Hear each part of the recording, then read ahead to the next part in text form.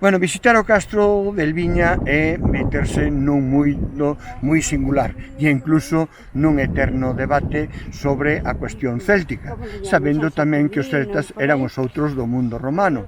E o mundo romano, cando chega aquí, son diferentes, é un confín xa visitado polos griegos e incluso polos fenicios. E os que habitan neste confín son céltico e dele por as súas tradicións, as súas costumbres, o Torques é algo moi emblemático, o seu panteísmo e mesmo a parte dos textos griegos, os epígrafes romanos donde galaicos presumen de célticos. Bueno, pois o Castro del Viña preséntase a este debate escavado dende os anos 48 por Luengo Martínez e por Luís Monteagudo.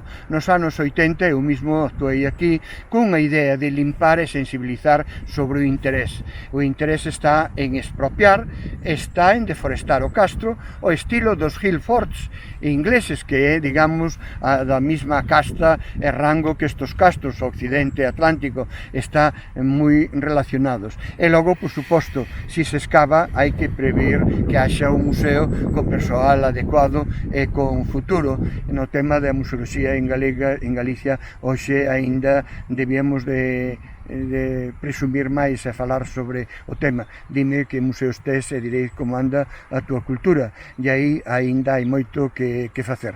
Incluso o de Pontevedra, que é o máis grandioso, non? O personal adecuado para documentar as pezas, conservalas, etc. E despois desta visita, claro, os asentamentos e os artefactos son as partes, os elementos para facer un xuicio arqueolóxico, visto o asentamento do Castro del Viña, remitíndonos aos textos griegos e aos textos romanos sobre esta cultura, indudablemente a outra parte do asentamento son os artefactos. Entón, pois, imos ao Museo Arqueolóxico do Castelo de San Antón.